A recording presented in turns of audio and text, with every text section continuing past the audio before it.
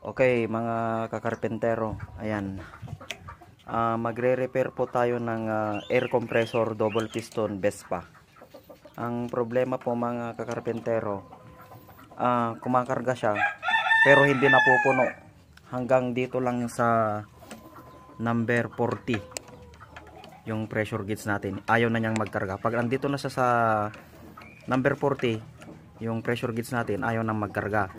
At saka pag ini-stop namin, sumisingaw. Yung hangin lumalabas dito sa head. Dito sa mismo na piston natin. Lumalabas. Kaya ikukumpunan natin. Samahan nyo kami hanggang sa matapos.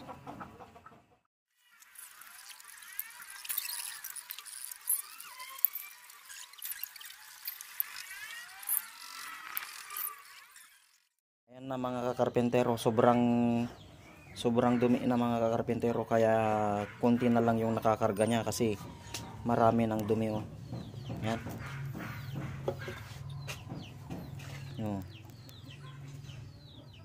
Sobrang dumi. Ang gagawin lang po natin mga kakarpentero, yan, lilinisin natin. Lilihain natin ng number 1000 na liha.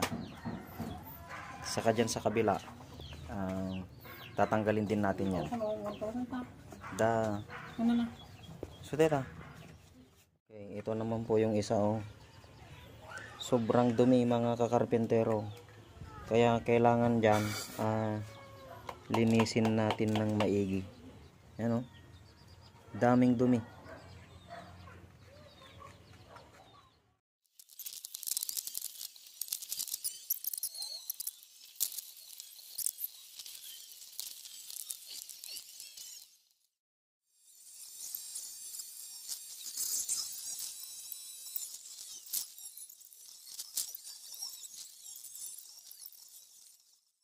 Okay mga kakarpentero, ayan, nalinisan na namin yung piston, yung mga yung mga plate dito sa piston niya.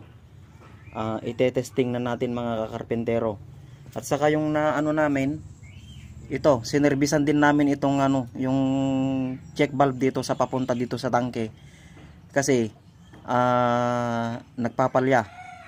Yung hangin bumabalik, pumupunta dito sa piston.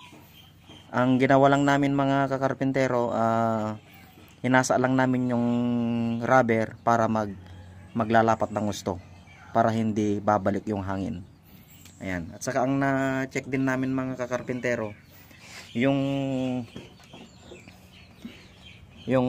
drain dito sa ibaba, pinalitan na rin namin kasi luma na. Yan. Ang ginawa na lang namin, maglalagay na lang kami ng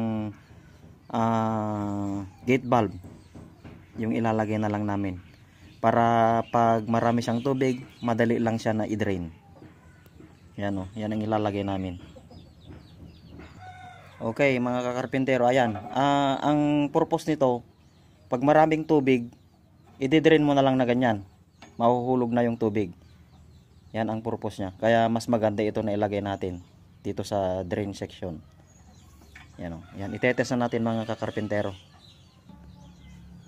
Dati po, dito lang siya, pag kumakarga dati, dito lang siya sa 20. Hanggang sa 20 lang siya. Hindi na niya mapupuno. Kaya ang ginawa namin, yan, lininisan namin yung piston. At saka sinerbisan namin yung check valve niya. Ayan, itetest na natin mga kakarpentero.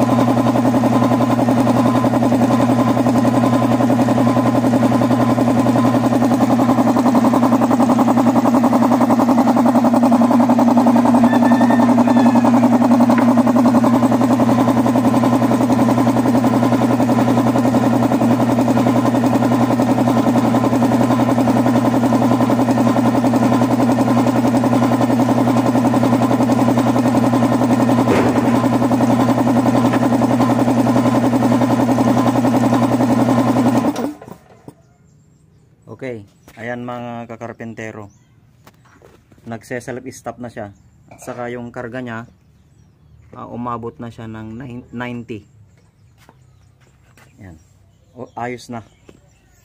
Okay, kung meron po kayong compressor na mahirap magkarga, mahina magkarga at hindi niya nare-reach yung ano niya, yung sakto na karga niya, ganun lang ang gawin.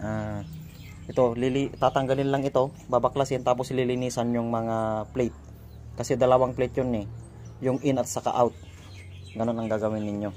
At saka i-check nyo din pag may singaw ito dito sa mga hose nya.